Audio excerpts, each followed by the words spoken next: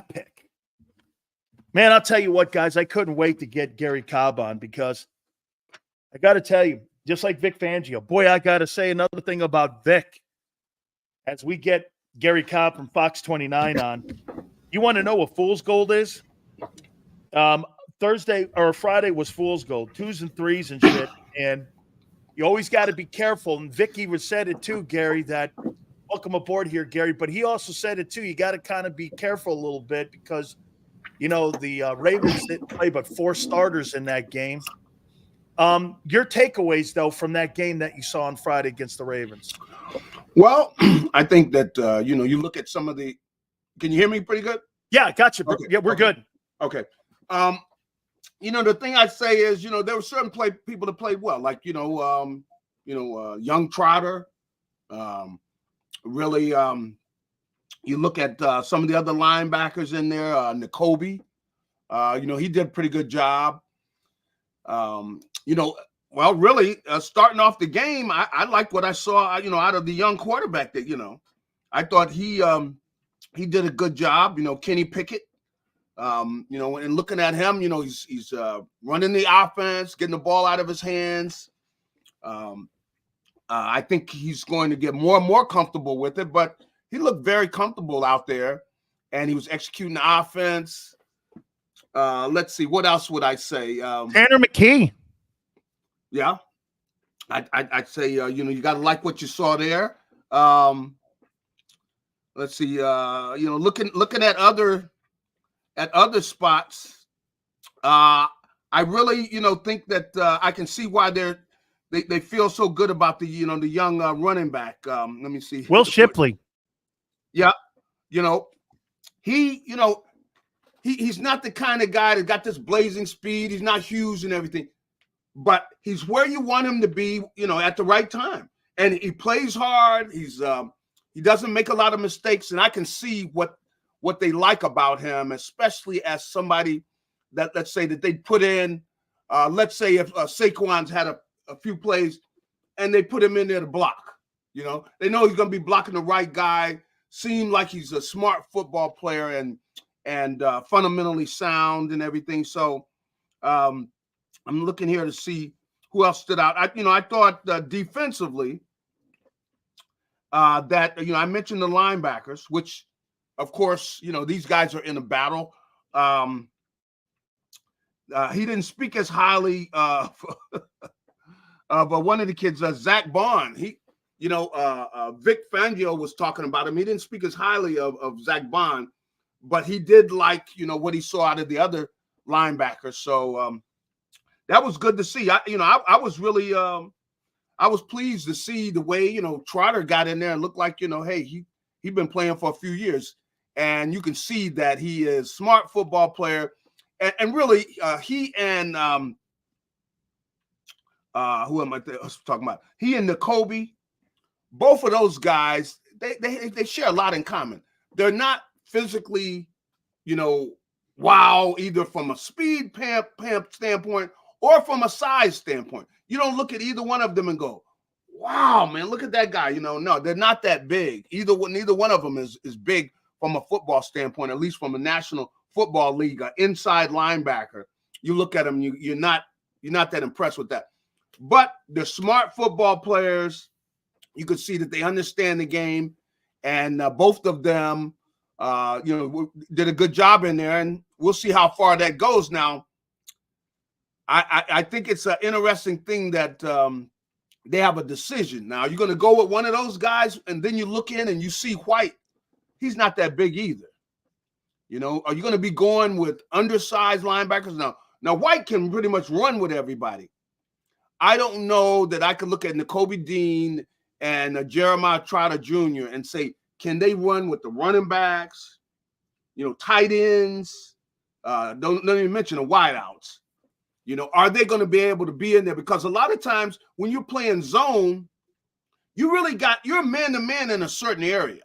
You know, if a guy's quicker than you and everything, you know, even though you're in a zone, he can get open. So I'll be interested to see how they do, you know, and it'll be interesting. That'll be something that I would keep an eye on that. But Zach Bond, you know, he hasn't played the position. Now, physically, I think he's bigger and he's faster than the other two.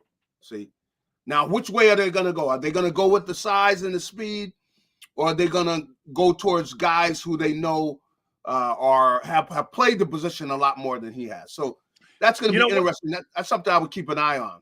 You know, one thing, Gary, on Trotter,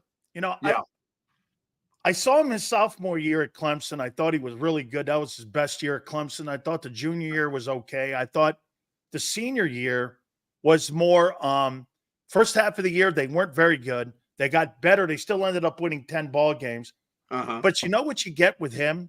When you watch him play versus Dean has false steps all the time. He gets turned around, especially in coverage. But when I watch him, you know, I try to tell people he may have run a 4.8, but you know how you make that speed up? You make it with technique up. No, that's true. He just looks faster to me and getting to the hole.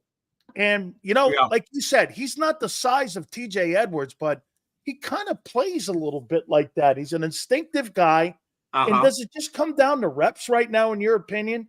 Just getting this guy as many reps as you can and just going from there, because it's not a strong group.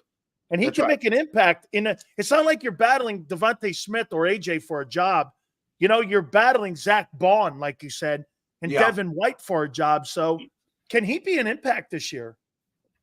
Well, I think there's an outside chance it could be. I don't know. You know, I haven't been around Vic Fangio to see, you know, how he treats young players.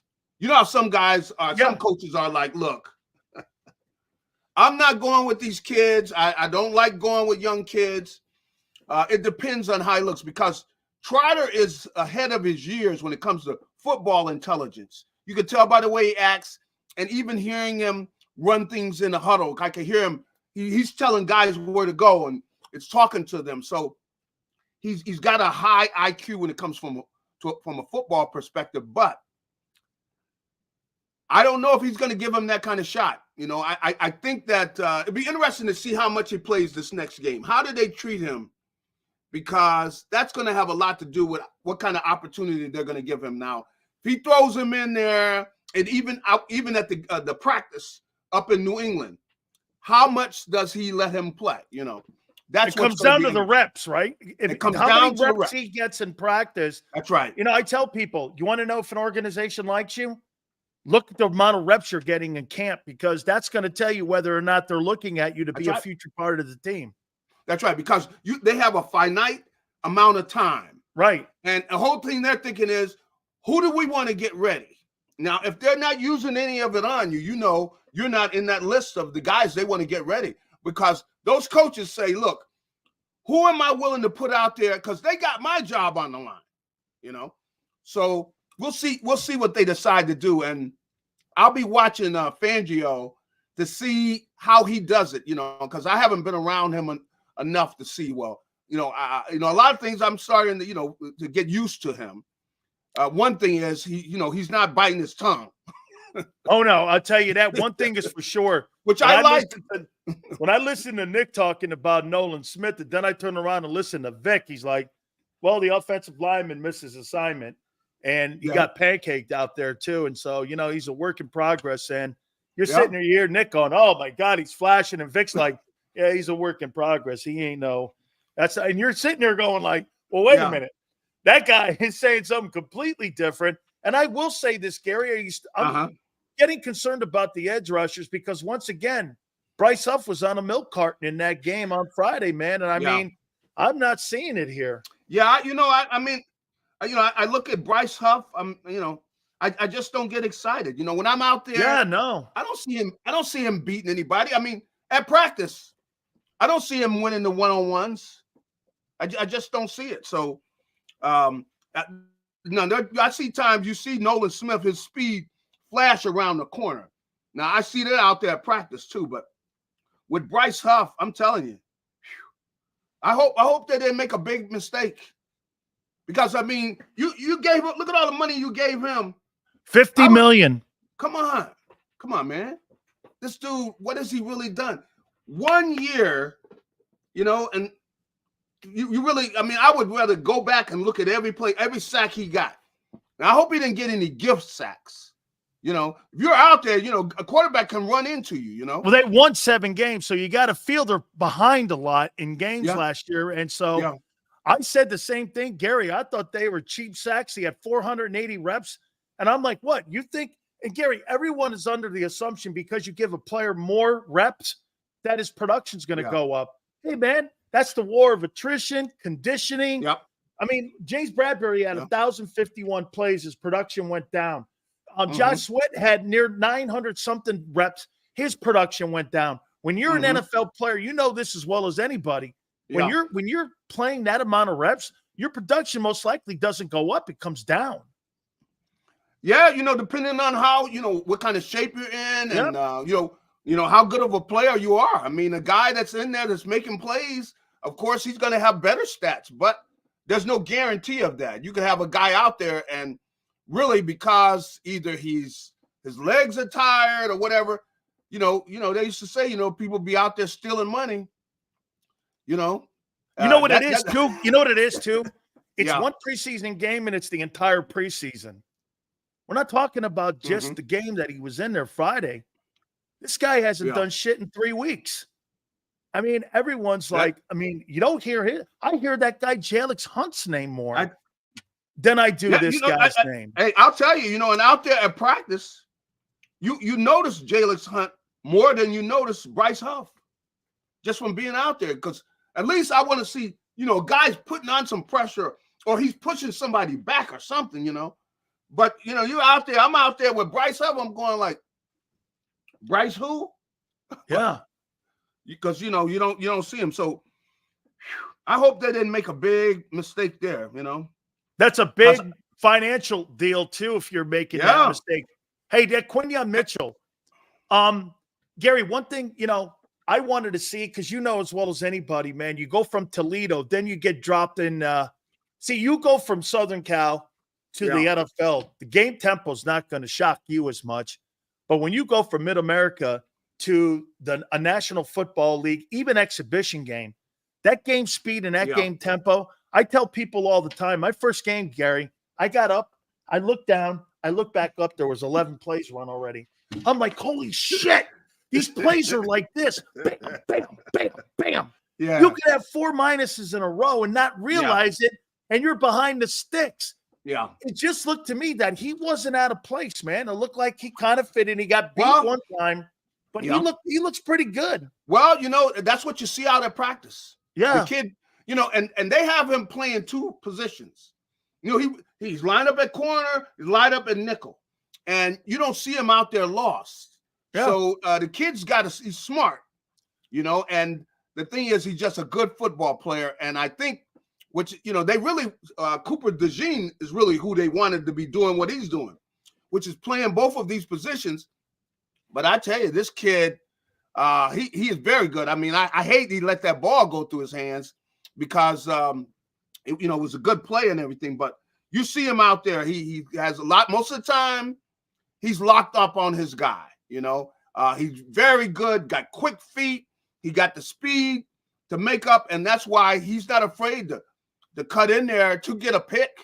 You know, I can see where he's going to get chances to get interceptions, and I'm more than pleased with what I've seen of him because he's out there playing all these different positions. You don't see them correcting him. You know, when I've been out there, I haven't seen them, you know, hey, you know, where he's been making mistakes and he's playing 2 positions, a rookie, and you don't see too many times where they complete balls to the guy he's covering. So I think they got to be pleased with what they've gotten out of him so far. Now, the whole thing with Cooper, I don't know when is he coming back? Supposed to be maybe back this weekend. I mean, it'll be 3 weeks Sunday. Well, that's a lot of missed camp, Gary. That's a lot. I mean, that's all, just about the whole count. Right. They don't have 2-a-days, so you can't make them up in double practices. No, and he doesn't have much time left, you know. So I hope that they can get him out there because there's nothing like you could stand there and look at 1 million practices. No shit. That still is not, you know, it doesn't do you any good because you're not out there. You know, because, you know, when you close your eyes, let's say at night, you're out there at training camp, you're seeing plays running through your head and everything.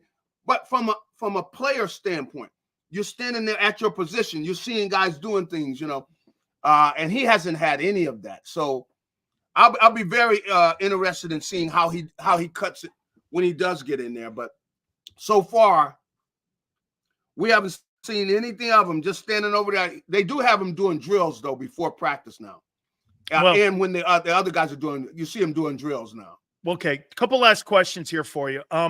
Yeah, Garry, why are they not committed at saying that Mekhi Becton is going to be the right guard? And Tyler Steen got a ton of reps, but very underwhelming. And I got to say, man, I mean, now look for like a good cover. I thought the kid on the other side, Trevor Keegan, played well at left guard. So, I looked at Tyler Steen and I'm like, that guy's not battling that guy at all, man. He's not really, but Mekhi Becton, I think's won that thing hands down. Why haven't they committed to it? Why haven't they made it go, no, it's his job to lose. It's his job right now, and he's beating the kid out. Is it because I think they drafted him third? Yeah, I think they want to see the consistency. I think that's the thing. That's the reason they're holding off. But I tell you, with Tyler Steen though, and I'm there looking at practice. I'm going, dude, wrap your leg up, your ankle or whatever, and get your butt out of there, man. You're losing your position. Yep. I don't get it, man. I just don't get some of these guys. This opportunity he's got, dude. Wrap that thing up and get out there. They have you earmarked to be the starter too. Come on, and come on, look at the opportunity. I mean, playing the money. It's not even. Come on, are you kidding me? You're talking about $15-20 million, kid. Yeah, and you're just a season. I'm not talking about at some point. You see the way it's going, the way the salaries are going up. You're gonna have guys that can't play making $20 million a year. Look at Andre Dillard, money he got from Tennessee. I mean, it's just, but that's the way it is. But I'm standing over there seeing him standing over, where they say he twisted his ankle and stuff. In a game, come on, you play. He's in a game right now where he is. He should be looking at practice as if it's a game because this is an opportunity to be a starter.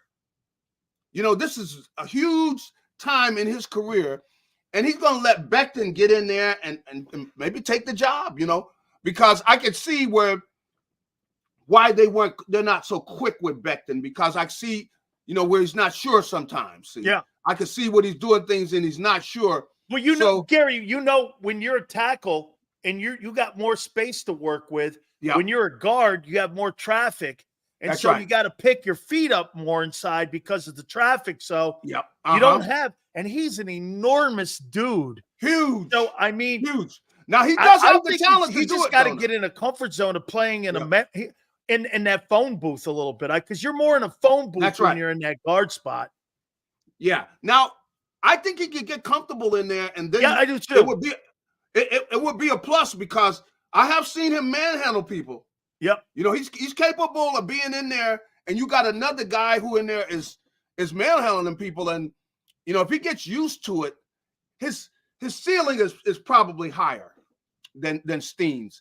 And I really don't. But with Steen, the thing that really is disappointing is, look, you do not let a guy. You don't just give a guy your job by you got an ankle or whatever. You go like, look, and I don't know. Maybe he don't have a good girlfriend, a good wife, but because he have one, hey, honey, I love you. Get back in there, baby. Come on, you got to get back in there, or a father. I feel like, come on. I feel like walking. Hey, Garry, my wife wouldn't be talking like that. She'd be like saying, "Hey, better get used to coming home early, man. You know why? Because you lost your job, man. I mean, hey, let me tell you something. Labor Day's coming around the corner." And I'm be like, "What's Labor Day?" She goes, "Ain't that final cut down day?" Hey, I'm telling you, I don't get it, man. I don't get it. A lot of these guys with injuries, man. Where a guy's standing over there, he's moving fine. I'm going like, these guys are fighting for their job, just like that third receiver position. I was just going to ask you, Garry, do you think that third wide receiver finally here, do you think that third wide receiver's on this team? By the way, that guy, Anais Smith, whatever, he stinks. Yeah. They need to find, or do they think they have the guy, Britton Covey? I say you have to have a durable guy and a reliable guy in there. You don't have to have a star guy, but you have to have somebody reliable in there. Yeah, I think right now, I don't think they're comfortable and really confident that they have the guy. Now, I've seen things out of Britton Covey. I've seen things out of the big rookie. What's the big rookie kid? You know, Johnny that Wilson? they like something. Johnny Wilson, that they like some things out of them. But I don't see the guy there. I don't think he's on the team right now. And, you know, Paris Campbell, man, another guy. I'm standing there going like, dude. I know. Well, I mean, tell me what you heard. It must Not be something real bad. You're standing over here not practicing when you're supposed to be fighting for a job. So I'm very disappointed with him. I don't get it, man. You know, some of these guys, if I knew them better, you know, I would have helped them and told them something like, man, you better get your behind out there, man. Hey, did you hear Gardner Johnson on the sidelines telling this guy, Anais Smith? So let me get this. I talked to Clint Hurt. And Clint's saying that Gardner Johnson, this dude's in street clothes. Yeah. You better get your shit out. You better get your head out of your ass. Whole sideline went quiet. Yeah. Clint wouldn't tell me exactly what he said. Yeah. He said, but he's from one end of the bench to the other end of the bench. Yeah. They heard Gardner Johnson in this guy's ass. Yeah. Ripping him a new one, man. He goes, hey, NFL, not for long. I mean, I love shit like that, but hey, they got guys over there that don't get it. They got some kids over there that don't get it, man. I'm going like, dude, all that money that's out there, come on. This team, you could be playing on a Super Bowl championship team, this team right here. You're gonna take a practice and you're walking around fine. From what I can see, look like you're all right. You know what I mean? Like you're not that bad. Where you wrap that up, man, you're out there. You're going like, I'm not giving that dude all my reps. I don't understand these Gary, kids. it's not giving the reps, it's giving the job up. Yeah, He's come on. handing him the job. Come on. Well, if you're giving up the reps, in a way, you are giving up the job. Yep. Because you're not, they're going like, well, such and such won't play. He's not playing. You know, we want somebody durable anyway. We want somebody who can play through some discomfort. And you just take off, and I see the kids standing over there. I'm going like, look at 80 over there, man, Paris Campbell. I'm going, man, I just couldn't, man. I'm going like, man. God was talking to the other guy. They said, Cobb, man, I'm going, man, with this dude, what is wrong with you, man? This your whole career? You're going to be home looking at TV, man, you know? And you're going to be looking at the games. Ain't no digit coming in. And no, hey, and you're going to be staring at your phone for about 7 months. That's right. I mean, come on. Like, you know, even if you're out there and they got to take you off or something, at least you're going to try to practice. But they got guys, you know, I saw it with Paris Campbell. I see it with this other kid, you know. I'm going like, man, you guys don't want to play any football. Man, get off the field, man. Absolutely, man. Ridiculous. Absolutely. Hey, one last thing. These organized team practices tomorrow against the Patriots. What do you think you get out of those things? Gary, am I right? When we were at Thousand Oaks, I thought we scrimmaged like the Chargers, and we practiced against the Chargers, and we did. I also think we practiced against the Raiders, and we did those team practices. That kind of shit, like that kind of stuff we did, like that kind of stuff. That's what they're going to do, and really the Eagles, they really take it very seriously. So it's going to be like a game. Only they're going to be, breaking it down, of course, like it's practice. But there's going to be a lot of, they're not going to be necessarily tackling. But the competition and everything is going to be, like they're in a game.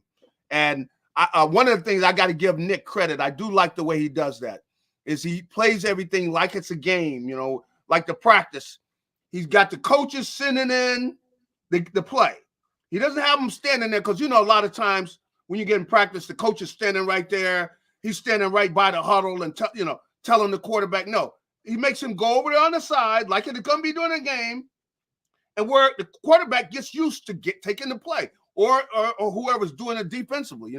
They're getting it and they get used to, hearing each other and how he's going to say things. They're going through that kind of detail. And really, that's the way the game is played. So I can appreciate that Nick does that, and he makes the teams do that. And so it's going to be like a game in a lot of situations. And they are going to have all their players out there competing. I don't think those guys are going to play during the game. So they're going to get a lot of work tomorrow down there, up there against New England. So they do get a lot of reps. That's one thing they're going to get is a bunch of reps. I like it. Garry, I appreciate your insight always, man, and I thank you so much.